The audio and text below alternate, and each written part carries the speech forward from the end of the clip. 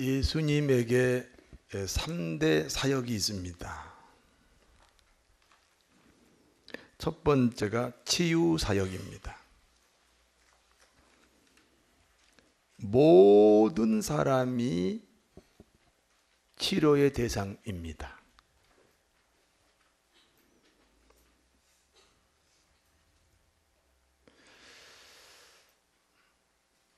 이 정신위생학적으로 보면,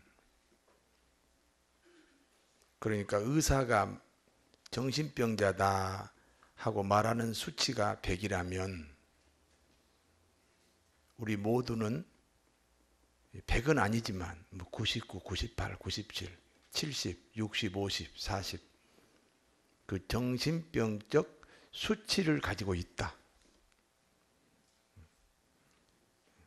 부지런히 지금 사람들이 의사가 말하는 100이라는 숫자를 향해서 올라가고 있다. 정신병적 수치를 가지고 있다.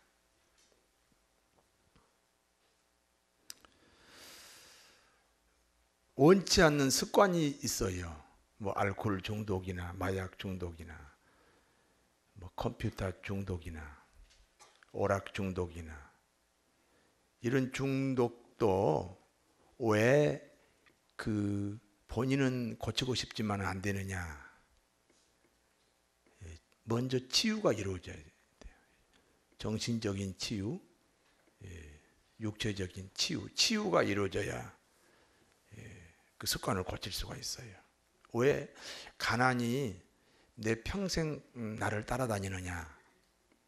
이 가난도 먼저 치유가 이루어져야 그 치유가 지금 부여로 가는 길목을 막고 있거든요. 치유가 이루어져야 돼요. 부부싸움 안 하려고 하지요. 부부싸움 하고 싶은 사람 어디 있어요? 근데요, 여자분들 잘 들으세요. 남편이 그냥 참고 사는 거예요.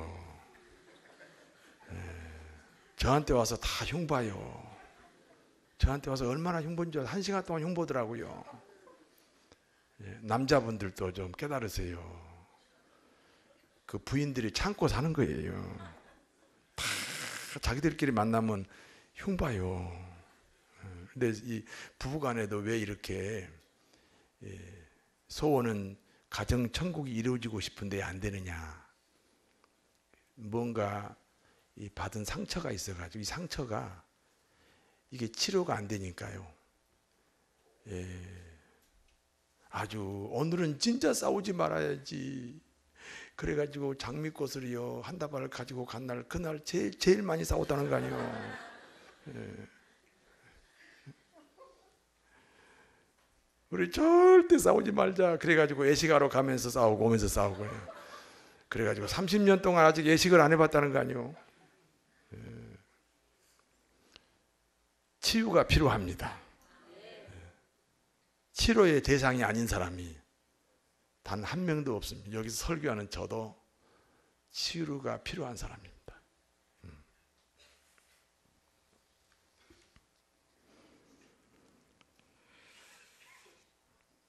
그런데 치유의 비결이 뭔지 아세요? 자기 발견이라는 겁니다. 문둥병자를 주님이 몰래 치료한 적이 없어요.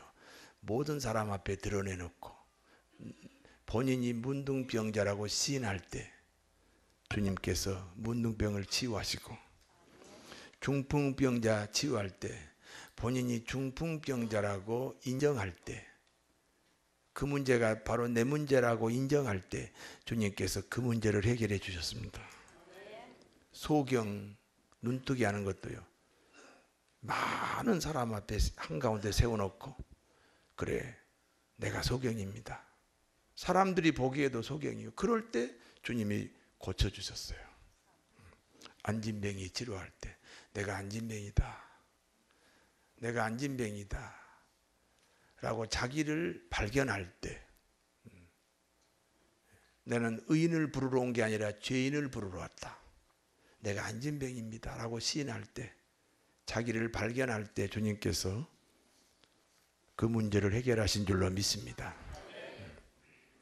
두 번째는 말씀 선포의 사역입니다. 주님이 베드로의 배를 빌려가지고 그 배를 이용해서 말씀을 선포하셨습니다. 말씀 선포를 도와준 이 베드로에게 주님이 말씀합니다. 깊은 데로 가서 그물을 던져라고. 베드로가요, 깊은 데로 가서 그물을 던졌더니 고기를 얼마나 많이 잡았느냐. 자기 배에 다 채우고도 남아서 친구 요한의 배까지 가득 채웠어요.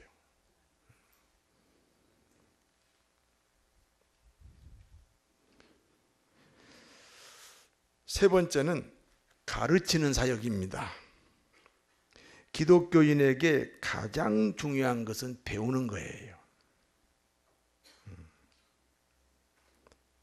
그런데 절대 안 배우려고 하는 사람이 있더라고요. 난 다 안다는 거예요. 하나님이 여러분의 주인입니다. 하나님이 여러분의 통치자입니다. 그러니까 하나님이 나의 주인이다, 나의 통치자다, 나의 주인이고 나의 통치자로 사시려면 가르침을 받아야 그분이 주인 되고 통치자가 되잖아요. 현대 그리스도인의 특징 중에 하나가 절대로 안 배우려고 그래요. 안 배우려고 하니까 오예배도 안 나가고 수요예배도 안 나가고 심야예배도 안 나가고 제자 훈련 같은 것은 어림도 없어요. 난 다 안다 그거예요.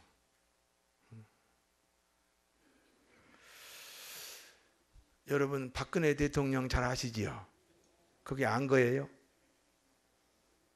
우리가요 하나님을 예수님을요 우리나라 대통령을 아는 식으로 그렇게 아는 것을 안다고 생각하는 큰 착각을 일으키고 있어요. 박근혜 대통령을 여러분 진짜 아세요? 그런 식으로 하나님을 알면서 자기는 모르는 게 없다는 거예요. 하나님을 아셔야 되는데 하나님에 관하여 알고 있잖아요. 기독교를 알아야 되는데 기독교에 관하여 알고 있잖아요. 예수님의 3대 사역, 치유, 영육 간의 병 고침이 이루어지시고 말씀 선포 사역, 가르치는 사역이 활발하게 이루어지는 우리 금복교회가 되어야 할 줄 믿습니다. 오늘 본문은 예수님의 3대 사역 중에서 이 가르치는 현장에서 일어난 사건입니다. 주님이 가르치는 이 장소가 어디였나요? 교회였습니다. 창세기 3장 15절에도 예수님을 여자의 후손으로 기록하고 있습니다. 여자는 교회를 말합니다. 스님이 말하는 예수님이 아니라 우리 목사님이 말하는 예수님을 우리는 배워야 됩니다. 아니 생각해봐요. 지나가는 사람에게 절대로 예수 안 믿겠다고 하는 사람에게 물어보세요. 자기가 예수님 모른다 그런지 안다고 하는지. 잘 안다고 그랬지요. 그런 예수님 말고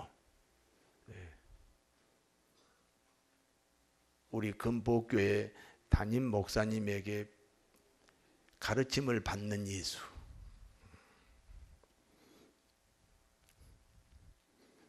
그 예수님을 배우게 되기를 바랍니다. 주님이 성전에서 백성들을 가르치고 계실 때입니다. 바리새인들과 서기관들이 음행 중에 붙잡힌 한 여인을 끌고 왔습니다. 그리고 이렇게 질문합니다. 모세의 율법에는 이런 여자를 돌로 쳐 죽이라고 했습니다. 당신은 이 여자를 어떻게 했으면 좋겠습니까? 주님에게 두 가지 중 한 개의 대답을 기대한 것입니다. 하나는 모세의 율법대로 죽여라. 그렇게 주님이 말씀하시면 당시 사형 언도권은 로마에게 있어요. 예수님이 로마의 권한에 도전하게 됩니다. 로마의 통치권에 도전한 사람이 됩니다. 그래서 로마하고 원수가 되는 거예요. 그러니까 예수님을 제거하는데 로마의 힘을 빌리고 싶은 거지요. 다른 하나는 평소에 주님이 가르치신 대로 용서하라. 주님은요, 끝까지 용서하라 그러셨잖아요. 원수도 사랑하라 그러셨잖아요. 베드로가 7번까지 용서할까요? 아니야, 7번이 아니라 70번에 7번씩 용서해. 끝까지 용서해. 주님이 그렇게 평소에 가르쳤잖아요. 그러니까 자기의 가르침대로 이 여인을 용서하라 그러면 이스라엘 유대 율법을 어기는 것이 되잖아요. 자기 나라 유대 이스라엘하고 원수가 되게 만드는 거예요. 주님을 향한 바리새인 서기관들의 올감이죠, 올감이. 여러분 살아가다가 올가미에 걸린 적이 있었나요? 이렇게 말해도 걸리고 저렇게 말해도 걸리도록 주님을 시험한 겁니다. 성경에는 주님을 시험하지 말라 그랬거든요. 주님 앞에 답을 가지고 나오지 마라. 여러분 오늘 예배당에 오셨지요? 지금 예배 드리는 시간이지요. 여러분의 인생의 답을 가지고 오셨나요? 그리고 내가 이미 가지고 있는 내 인생의 답하고 맞으니까 우리 목사님 설교 잘한다, 은혜 받았다 그러셨나요? 인생의 답을 가지고 하나님 앞에 오시면 안 됩니다. 오늘 하나님께서 여러분에게 인생의 답을 주실 줄로 믿습니다. 예수님을 고발하려는 이 바리새인들과 서기관들의 질문에 주님은 어떤 행동을 하셨나요? 침묵입니다.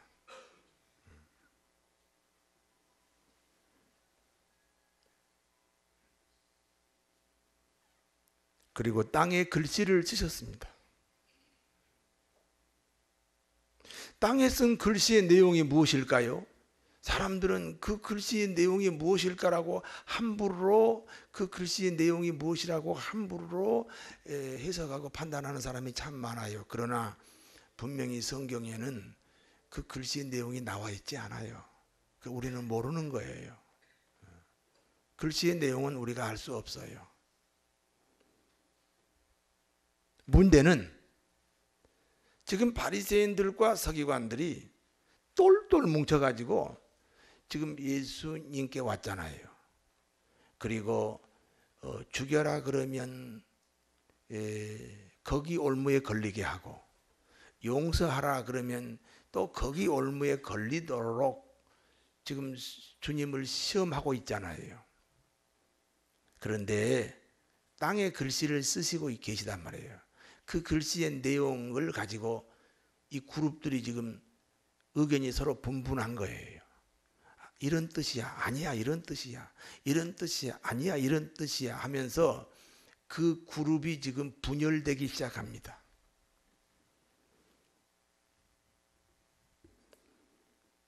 교회 안에 이런 그룹을 그룹윤리라고 그렇게 부릅니다.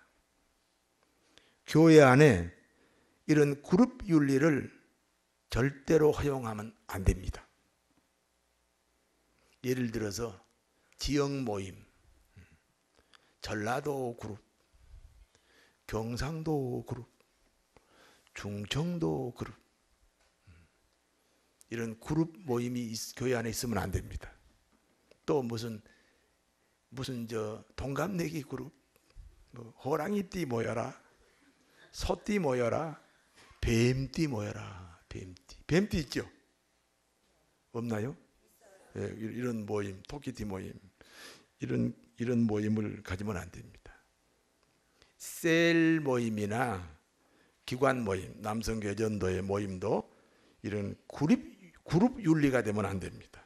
이게 무슨 말씀이냐면, 목사님이 새벽기도 합시다 이렇게 제안을 하면, 이 그룹 윤리라는 게 뭐냐면, 그 목사님이 새벽기도 하라고 하더라라고 자기 그룹에서 다시 의논합니다.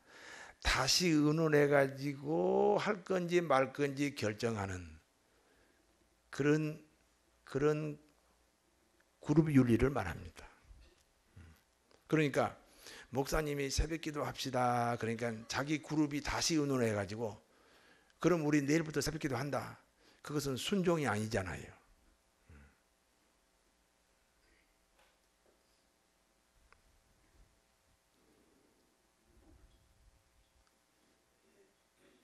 그런데 교회 안에 공식 모임인 셀 모임이나 이런 기관 모임도 이런 그룹 윤리가 되면 안 된다.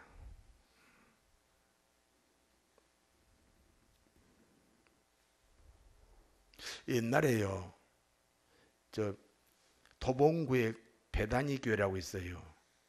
그 교회 목사님이 저더러 이런 전화가 왔어요. 형님, 우리 교회에 12명이 그룹이 적어 있다. 아주 유니폼도 맞춰 입고 다녀. 그런데 이 그룹이 똘똘 뭉쳐가지고 내가 뭐라고 지시하면 자기들끼리 다시 의논해가지고 결정한다. 어떡하면 좋아? 형님 어떡하면 좋아? 그래서 내가 그거 다 내보내라. 분산시키든지 말 안 들으면 다 내보내라. 그랬어요.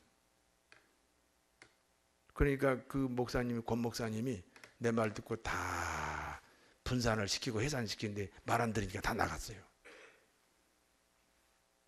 그런데 어느 날요, 거기 도봉구하고 우리 여기 김포가 멀잖아요. 그런데 거기 회장이 우리 교회에 등록을 했어요. 예. 우린 몰랐죠. 나중에 그분이 회장이라는 것을 권 목사님 때문에 알게 됐지요. 그런데요, 그 회장이 여전히 또 교회 안에서 그룹을 만들더라고.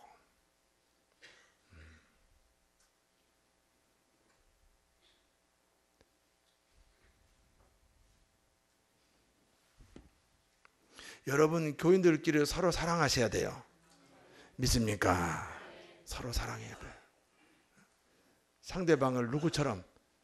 나처럼 사랑해. 나처럼. 물론 하나님처럼 사랑해요. 여러분이 저보다 더 잘하시네요. 그럼 한번 인사해요. 여러분 옆에 사람에게. 당신을 보니 하나님을 본 것 같습니다. 해봐요.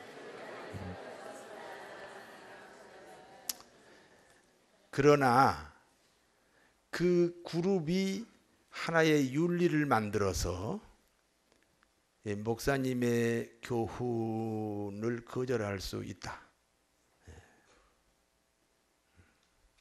오늘 이 바리새인들과 서기관들이 하나의 그룹 윤리를 만들어 가지고 예수님께 왔잖아요. 그래 가지고 죽여라 그러면 이렇게 걸고, 용서하라 그러면 이렇게 걸자고 이미 결론이, 답이 나와 가지고 왔잖아요. 그런데 그 그룹에게 예수님이 뭐라고 말씀하신들 그 예수님 말씀을 받아들이겠어요? 그러니까 땅에다가 그냥 글씨를 쓰시는 거예요. 그런데 그 글씨의 내용을 가지고 이런 뜻이다, 아니야 이런 뜻이야, 아니야 이런 뜻이야 그러면서 자기들끼리 스스로 분열이 됐다 이 말입니다.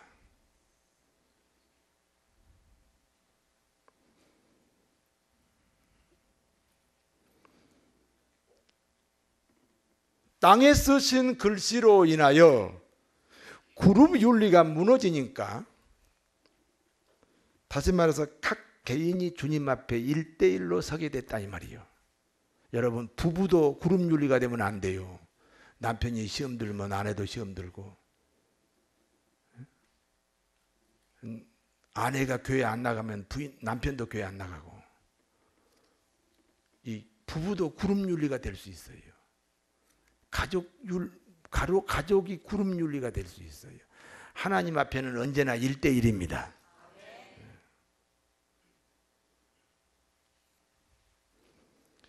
주님이 땅에 쓰신 글씨 때문에 이 내용이 무슨 뜻인가 서로 의견이 엇갈리다 보니까 이 그룹 윤리가 무너졌어요.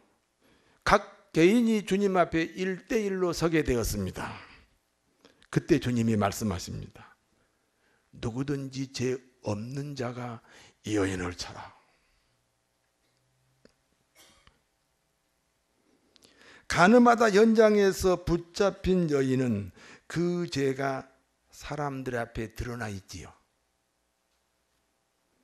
가늠하다 연장에서 붙잡힌 여인을 고발하는 바리새인과 서기관은 그 죄가 사람들에게 숨겨져 있습니다.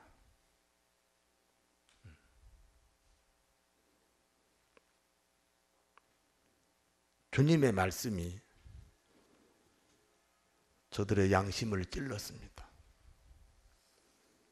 주님의 말씀이 사람들의 양심의 가책을 받았다는 것은 무엇을 의미하나요? 말씀이 빛이 되었다는 거죠. 자기 발견이 이루어졌다는 뜻입니다. 스데반이 죽을 때 설교 끝나자마자 유대인들이 스데반을 죽였잖아요. 그런데 자기를 죽이는 사람들을 향하여 얼굴을 천사같이 하고 하나님 저들이 무엇을 하는지 알지 못합니다. 저들의 죄를 용서하여 주옵소서. 그리고 죽었잖아요. 그 스데반의 천사 같은 얼굴을 보고 이 바울이 양심의 가책을 느꼈잖아요. 근데 양심의 가책 가지고는 안 돌아와요. 그런데 다메섹에서 주님의 말씀의 빛을 만나지요. 말씀이 빛입니다. 이 시간 말씀이 선포될 때 여러분을 스스로를 발견하는 그런 아름다운 시간이 되시기를 바랍니다. 다메섹에서 주님의 말씀의 빛 앞에 양심으로는 아직은 돌아오지 않았는데 말씀의 빛이 바울을 비추니까 내가 하는 짓이 하나님을 대적했구나. 나는 하나님께 충성한다고 하나님을 사랑한다고 했던 이 일이 하나님하고 원수가 되는 행동이었구나. 나 같은 죄인 살리신 주 은혜 놀라워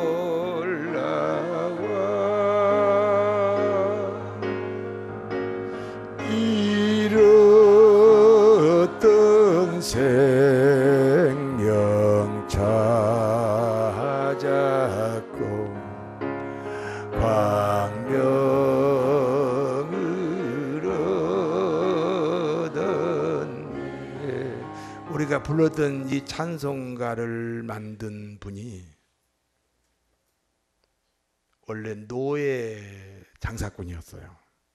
저 아프리카에다가 그물을 쳐놓고 흑인들이 지나가는 데다 그물을 쳐놓고 그리 지나가면 탁 낚아채가지고 그걸 배에다가 싣고 아메리카 같은 데 와서 팔아먹는 거예요. 그런데 그 흑인을 이제 붙잡아 왔는데 그 중에 아이 젖을 먹이는 엄마가 있었어요. 배 타고 오다가 심심하니까 그 엄마에게서 아이를 뺏어가지고 상어떼가 지나갈 때 거기다가 던졌어요. 그럼 엄마가 얼마나 절규하겠어요. 그것을 즐겼던 사람이에요. 그런 그 절규를 오락 삼았던 사람이에요. 그런데 그가 말씀의 빛으로 내가 얼마나 큰 죄인인가 그걸 깨닫고 울면서 쓴 그 찬송이 나 같은 죄인 살리신 주 은혜 놀라워. 잃었던 생명 찾았고 광명을 얻었네.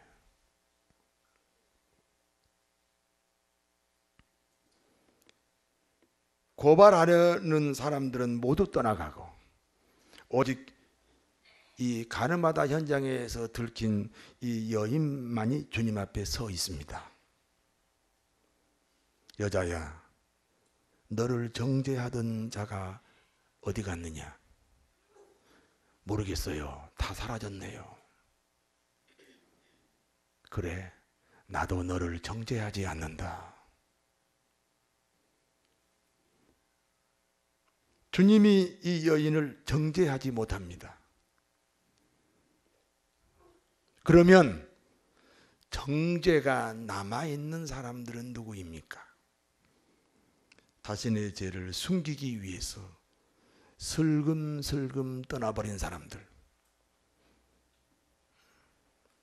가늠하다 현장에 들킨 여인을 고발하려고 왔다가 누구든지 죄 없는 자가 이 여인을 차라고 하는 그 말씀의 양심의 가책을 받고 그 죄를 숨기기 위해서 슬금슬금 떠나버린 사람들, 바리새인과 서기관들, 그 사람들은 아직 정죄가 남아있는 거예요. 여러분, 정죄가 없는 사람과 정죄가 있는 사람을 구별하는 지혜가 있게 되기를 바랍니다.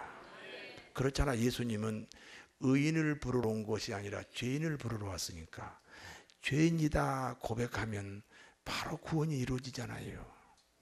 그런데 구원이다 고백 안 하니까 아직도 구원이 안 이루어졌으니까 그러니까 정죄가 남아있는 거잖아요. 오늘 본문이 주는 교훈을 세 가지로 요약해서 말씀드립니다. 첫 번째, 사람은 사람을 정죄할 수 없습니다.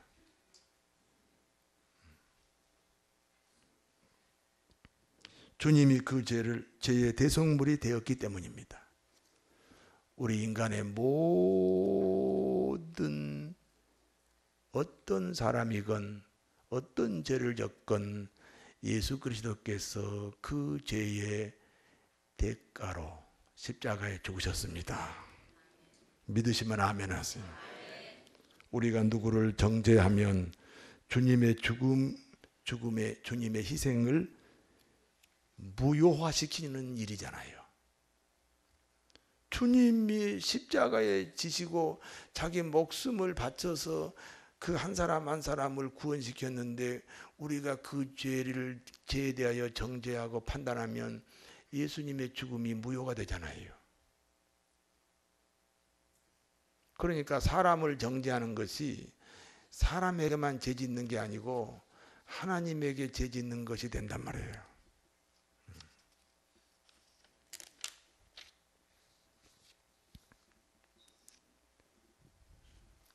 정죄의 대상자는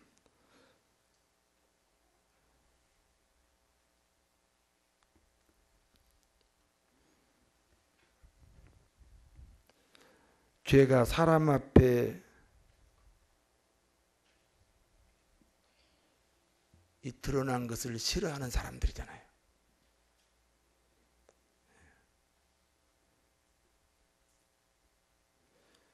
지금 사람 앞에 저 사람은 죄인이네. 저 사람은 허물이 많네. 죄가 밖으로 나왔잖아요. 지금 자기 발견을 하고 있는 사람이잖아요. 그 사람은 주님의 십자가에 의하여 용서가 이루어진 줄로 믿습니다. 그런데 죄가 아직도 정죄의 대상자는 누구라 그랬어요? 그 죄가 숨겨져 있는 사람이에요. 그러니까 다시 말해서 모든 사람은 그 허물이나 죄가 드러났거나 아니면 드러나지 않는 그 사람의 그 나타난 허물이 속에 숨겨져 있거나 둘 중에 하나지 그 외에 사람은 없단 말이에요.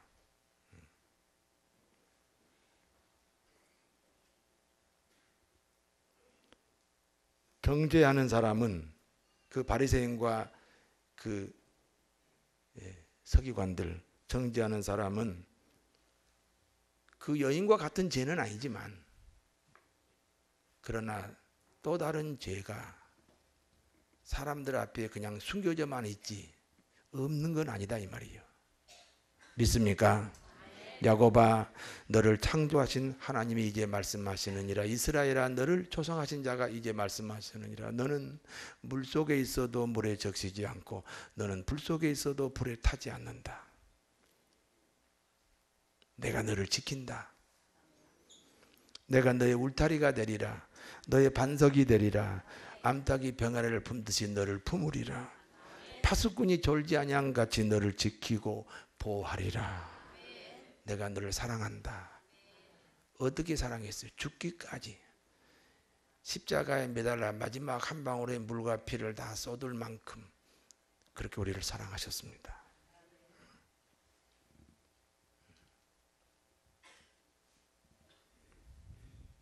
두 번째는 한 번 받은 구원은 소멸되지 않습니다.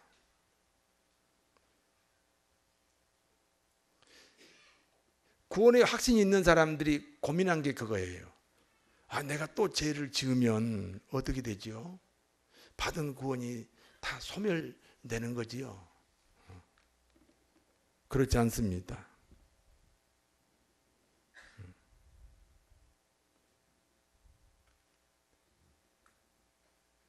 우리가 죄를 짓지 말아야 되는데 죄를 지으면 구원은 취소되지 않아요. 그러나 하나님과 나 사이에 일시적인 단절이 옵니다. 무슨 말이냐? 우리가 부부싸움 하면 부부싸움 할 때마다 이혼한 건 아니지요. 그랬으면 수백 번 했겠지요. 그렇지만은 일단은 이혼은 안 하지만은 그래도 서로 마음이 이렇게 닫혀집니까? 안 닫혀집니까? 서로 단절이 돼요? 안 돼요? 단절이 되지요. 그래서 여보 식사하세요 그렇게 하지 않고 아들한테 너네 아버지 밥 먹으라 그래라. 그 속에는요 밥 처먹으라 그래라 그런 말이 들어갔어요. 단절이 됐어요. 절대 직접 얘기 안 합니다. 아들을 통해서 하잖아요. 그렇다고 이혼한 건 아니잖아요. 그런 것처럼 우리가 하나님 앞에 죄를 지으면요 구원이 취소되지는 않아요. 그러나 부부가 서로 싸워서 마음이 남남처럼 된 것처럼 하나님과 우리 사이가 단절이 돼요.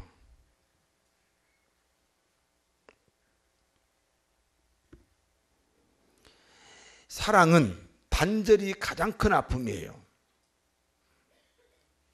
하나님과 내가 이렇게 단절이 돼 있으면 그때 아픔을 느끼는 거예요. 그런데 어느 쪽이 더 고통스러울까요? 더 사랑하는 쪽이. 내가 하나님을 더 사랑할까요? 하나님이 나를 더 사랑할까요? 하나님이 나를 더 사랑하죠. 그래서 이 단절을 다시 회복하자고 하나님이 세 가지 사인을 보내요. 첫 번째 사인이 말씀이에요. 말씀이 빛이 되어 자신을 발견하고 시인하는 것이 돌아오는 거예요. 그렇죠. 부부도 싸워가지고 서로 이렇게 대화해가지고 풀 수도 있잖아요.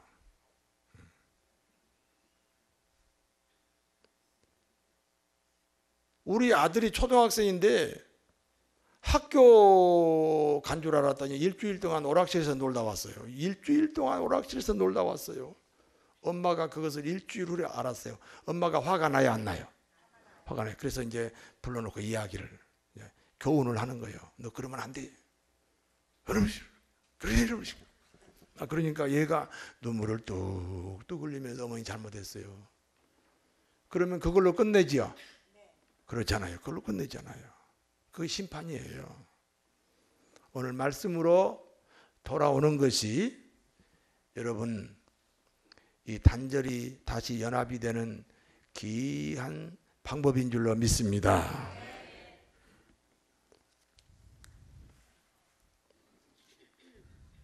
그런데 이 말씀을 듣고도 안 돌아와요. 그래서 이 단계가 뭐냐면 기도하는 단계입니다. 아니, 일주일이나 학교 안 가고 오락실에 갔다 온 아이를 엄마가 야단을 치는데 이 아이가 대답을 안 하고 무표정이에요. 그러니까 엄마가 뭐라고 그래요? 잘못했다고 피라! 그렇게 하지요? 그러니까 이제는 기도해라 그거예요. 말씀으로 깨닫고 돌아오지 않았으면 네가 이제 기도해라. 요한일서 1장 9절에 너희가 너희 죄를 자백하면 하나님은 미쁘시고 어려워서 너희 죄를 사하시며 모든 불의에서 너희를 깨끗하게 하신다. 자백하라며 자백. 그래서 다시 이 단절을 다시 연합으로 바꾸는 거예요. 그래도 안 해요. 1단계도 안 하고 2단계도 안 하고요. 그러니까 이제 세 번째 단계는 환경입니다. 환경. 고난을 통해서 깨닫고 돌아오는 겁니다. 어떤 아버지에게 두 아들이 있었는데 둘째 아들이 자기가 이제 앞으로 상속받을 모든 분깃을 가지고 아버지 멀리 떠났어요. 쉽게 말하면 단절이 된 거예요. 그런데 많은 세월이 흐르고 인생이 실패하고 망가지고 허랑방탕하고 돼지 치는 사람이 됐어요. 돼지가 먹는 밥을 먹고 돼지가 자는 우리에서 자요. 그가 문득 깨달아요. 내 아버지 집에는 먹을 것이 많다. 돌아가자. 한 발짝 한 발짝 다시 아버지 집을 향해 돌아옵니다. 이 환경을 통해서 깨닫고 돌아오는 거예요. 얼마나 부끄러운 인생입니까? 그래서 아버지 앞에 왔어요. 아버지, 나는 아들 될 자격이 없어요. 품꾼에 하나라도 써주세요. 아니야, 너는 내 아들이야. 한 번 아들은 영원히 아들이야. 다시 회복시키신 줄로 믿습니다. 원치 않은 환경이 계시다면 하나님의 메시지로 알고 다시 하나님 앞에 돌아오는 귀한 복된 시간 되시기를 진심으로 바랍니다. 세 번째입니다. 죄를 이기고 세상을 이기는 비결은 오직 성장입니다. 오직 성장입니다. 유치원 때 하던 짓 초등학교 가면 안 하잖아요. 초등학교 때 하던 짓 중학교 가면 안 하지요. 중학교 때 하던 짓 고등학교 가면 안 해요. 성장하면서 버리는 것은 버려요. 그러면 부모가 일일이 밥 먹는 거 가르치고 화장실 가는 거 가르치고 옷 입는 거 가르치지 않잖아요. 그냥 키우면 그냥 성장하면서 버릴 건 버리고 취할 건 취하잖아요. 마찬가지로 우리 예수 믿는 사람도 하나님 말씀의 양식이 되어서 성장합니다. 믿습니까?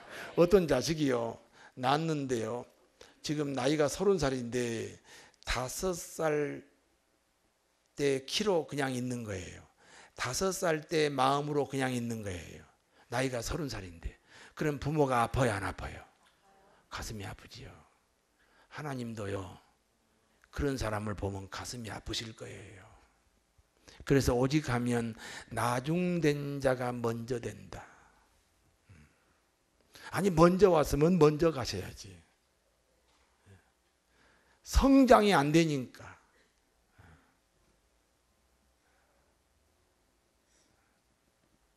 10살 먹었으면 10살의 성장이 이루어져야 되고 20살 먹었으면 20살의 성장이 이루어져야 되는데 언제부터 여러분 신앙의 성장이 멈추었습니까? 그래서 신앙이 성장해요. 성숙해요. 그 성숙한 만큼 세상도 이기고 죄도 이기는 거예요.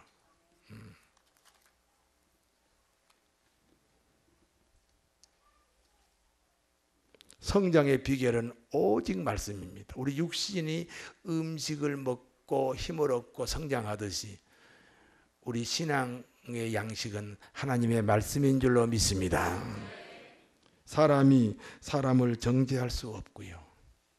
한 번 받은 구원은 소멸되지 않습니다. 죄를 이기고 세상을 이기는 비결은 끊임없는 자기 성장입니다. 변합니다. 그리하여 하나님께 풍요가 이루어지는 복된 여러분의 인생이 되시기를 축원합니다. 기도하겠습니다. 하나님 감사합니다.